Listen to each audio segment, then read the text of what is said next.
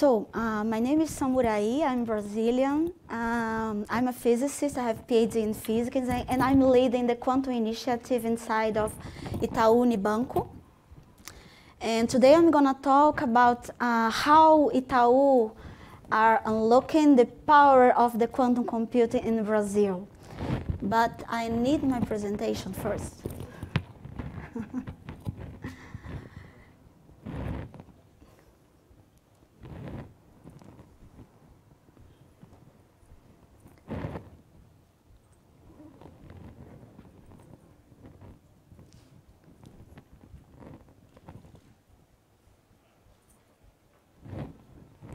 No.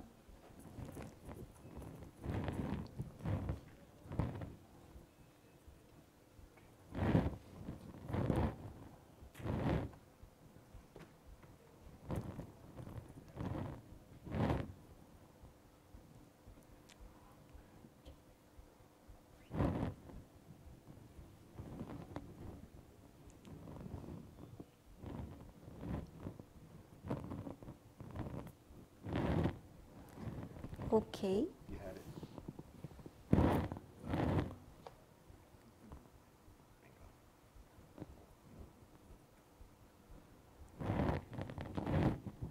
There you go. Oh. Oh, almost. Don't use the remote. Okay. Wait 1 second. Should work now. Is that you? Okay. So I will start talking about who we are and where we are in quantum. Then I will show some global studies for the financial sector regarding to quantum technologies in general. And then I will talk about our strategy that is based in education, exploration, and impacting outside of the company, building a strong ecosystem in quantum in Brazil. So, Itau has 90 years of history in the Brazil, is the largest bank in Latin America. And our market value is about $45 billion. Our total assets is more than 2,000 billion Brazilian reais. Our recurrent ROI is more than 20%. We are the most valuable Brazilian brand with more than 40 billion Brazilian reais according to the Interbrand ranking, and we have almost 100,000 employees in Brazil and overseas. And we also are the best bank to work for in Brazil, and we won the LinkedIn Diversity Award only in this year. So we have a lot of badges to celebrate this year. Well, our quantum journey started in 2019. We started to explore the global marketing. We started to talk with big techs, startups, universities, in order to understand the development of the quantum around the world and to understand if that time was the exact time that we should start our quantum journey. In 2020, we then started to build a multidisciplinary team to understand inside of our company which are the best use cases that we should explore. And then we started with more or less 10 people, data science, mathematicians, statisticians, to understand the scenario and the challenge that we had inside of our company. In 2021, I was hired to leading this initiative there, and we start our POCs in quantum machine learning and quantum optimization, and we also started some internal education, teaching the people about the quantum technologies. And at the end of the last year, we already had more than 100 people learning about quantum, understanding about algorithms and the introductory subjects about quantum technologies.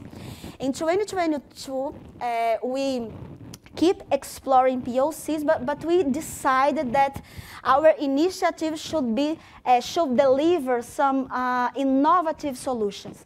Because for the business point of view, we are not also interested in, sorry, Great, thank you. We are not also interested in deliver some small experimentations. We want to solve the real problem. We want to give business value for the company. And then we started to explore this classical world, quantum-inspired world, and the quantum world at the same time. And then we choose some challenging use case, and we try to improve the performance of this use case with classical resource, quantum-inspired resource, or quantum resource. And then we put everything in the table, and we say which are the best solution for our company. And we increase our internal education. Now we have more than 400 people learning from quantum, about quantum inside of our company. And then we start to talk about quantum outside of the company in order to build a strong ecosystem for quantum for business in Brazil. That we, until now, this is not a hot topic in Brazil, and we are trying to build this ecosystem there. Our pillars, how I tell before, is education, experimentation, and outreach. We want to educate people about the technology, experiment the technology, and we want to impact outside of the company. So we know that the investments in quantum around the world are increasing so much. Now we have more than $3 billion investing in quantum in several areas, not only in quantum computing. And we already know that there is no only quantum computing as a technology. So quantum computing is the big star, but we have all of these technologies that came from quantum, and one of them in particular, this QRNG, I agree, completely agree with my colleague here. That's a potential, that is a technology that we already have. It's ready to use, and we need to explore for security problems. How can we use QRNG to improve the security, or how can we use QRNG to improve the quantum machine learning models, or even in Monte Carlo problems. But we are now focusing on this software part that is related to real value for the business side. We are trying to see how use cases are good to explore with quantum techniques. And this recent report from McKinsey shows that there are a lot of red box here that are potential areas in finance that we could explore with quantum techniques. And this blue one shows the risk that quantum computing could bring when we have the fault-tolerant quantum computing to the cryptography, in particular the RSA cryptography. But we are in the early stage. We are in the phase that we cannot experiment anything real. We are only doing some POC, some small exploration, but there is no guarantee that these solutions will bring real value for the companies. In the same report, they show that the financial services should be the most impacted area with the most valuable applications in the quantum technology role over the long term. And here I back to our strategy because of all these studies, this global market scenario and the potential for the financial industry. We understand that we should build a strong team internally, and then one of our missions is to build a team capable of identifying new opportunities to use quantum and quantum-inspired solutions in our internal problems. And then we have more than 50 videos produced teaching about quantum cryptography and quantum random number generators. We have a lot of subjects there, and these videos are available for anyone in our company. So any people can see, can watch, and learning more about quantum. Our second pillar is the exploration of the use case, and then we are exploring optimization, Monte Carlo, machine learning, everything using the quantum techniques as a basis of this exploration. And we choose some challenging use case, and we try to figure out where is the pain of that specific use case.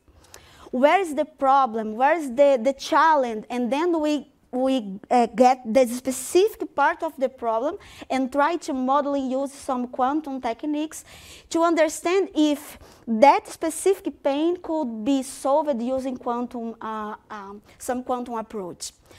But this is not only this is not the only way that we are looking at to the problem. We also have 4 points there that guide us to decide if this specific use case that we are exploring is good for our company. And the first one is the economic value of quantum impact versus the investment. Because if you have a good economic value of quantum impact, if you could find this a good impact from quantum technologies, but the investment is too high, maybe we will decide not invest in that solution. We need something that is, this trade-off should be explored, and the value that the solution is bringing to us should be inside of the investment that we are doing. So the second point is, we decided to start some exploration of the use case based in some known quantum algorithms. We are not trying to develop new quantum algorithms. I think this task is for the academia. We just take these building blocks like quantum amplitude estimation, Grover, quantum phase estimation, these building blocks, and we try to design a solution for that specific use case using these building blocks that already exist. The third point, very important, is the solution that we are developing, how the quantum solution is compared with this high-performance computer solution. So maybe for these POCs that we are developing inside of the company, the solution of the quantum solution seems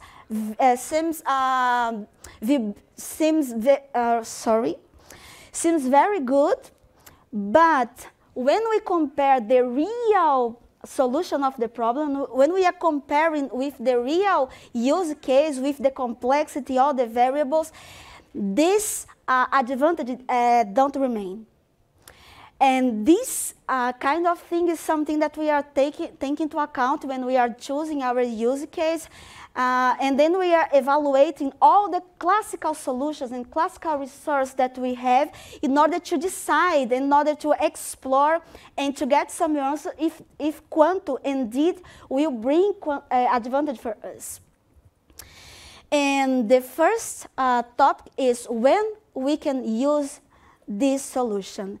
And I have talked with several people in the conference, and something that I'm trying to talk with the people is, when we start some exploration, we should look to the real problem.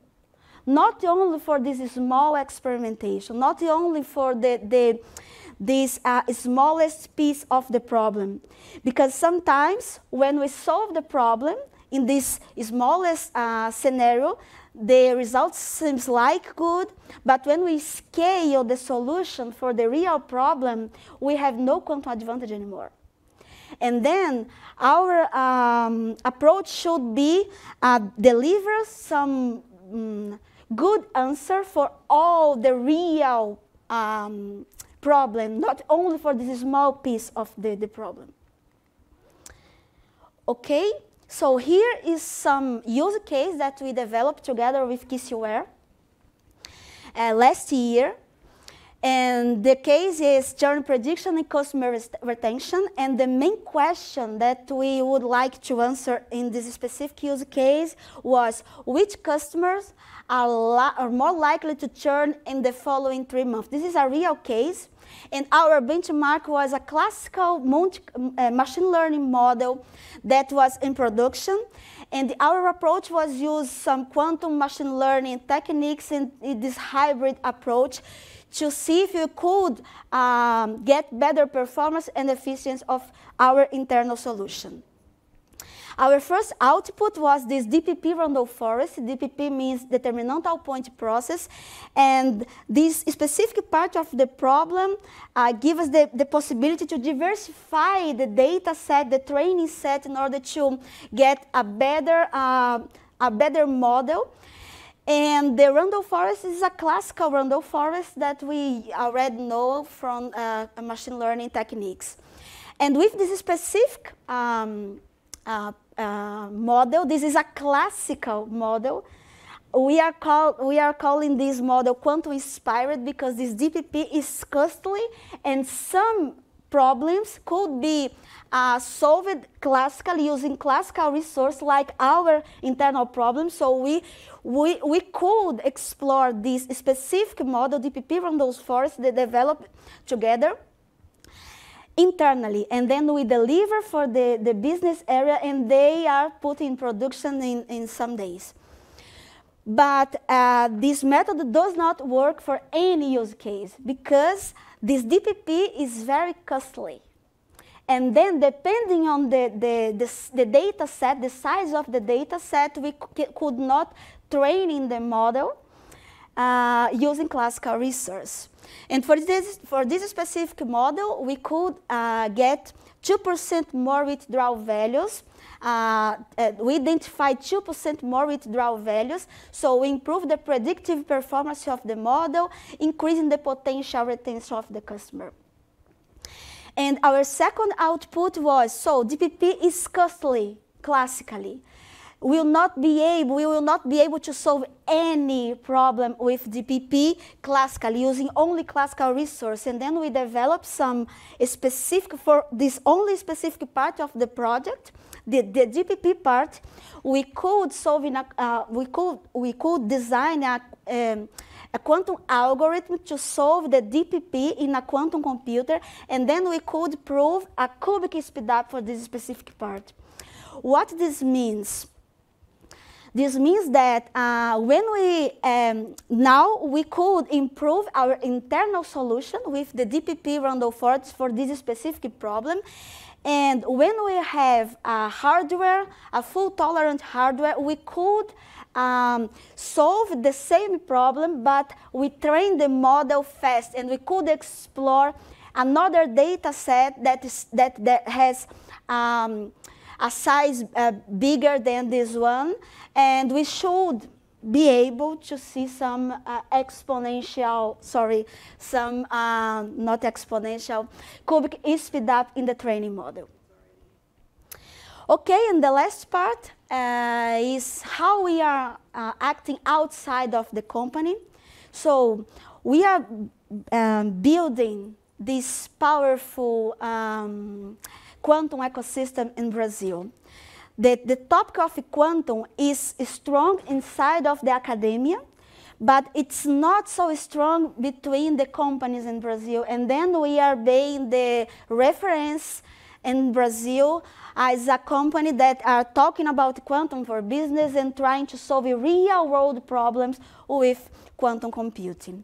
So we are participating in podcasts. We are building some specific events and conferences to talk about quantum for business in Brazil. So I would like to say that we believe that quantum will be powerful in the future. We don't know which are the specific use cases where quantum will bring this real value to us, but we believe that the future is quantum, and it starts now with this preparation. And thank you for the audience here, and please keep in touch. Awesome. Thank you. Thank you, Samurai. Questions? I'll start. I saw your hand first.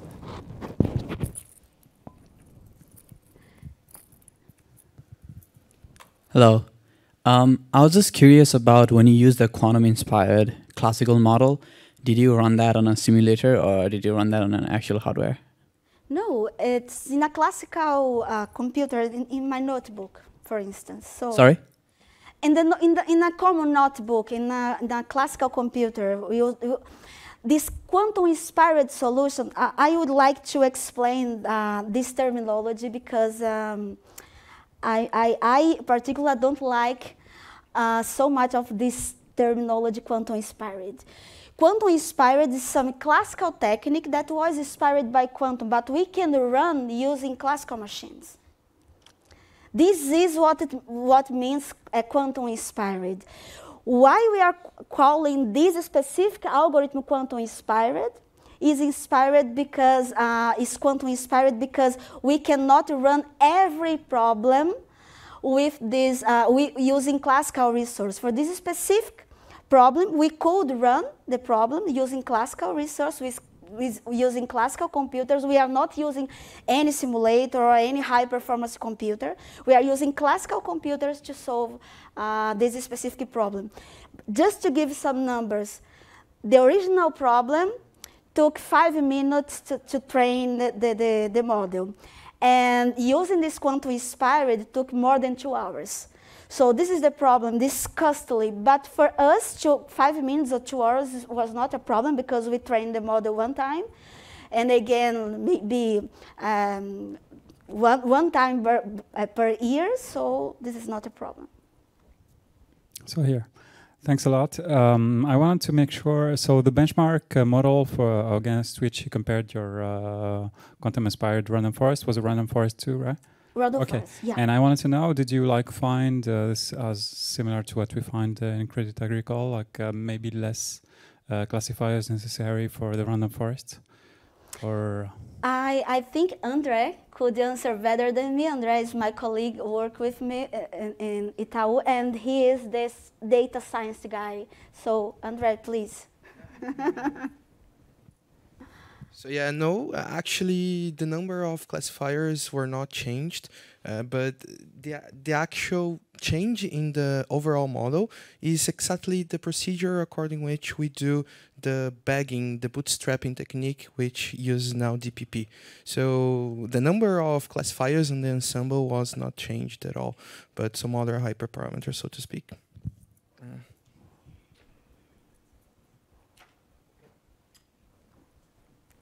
Thank you. One more question.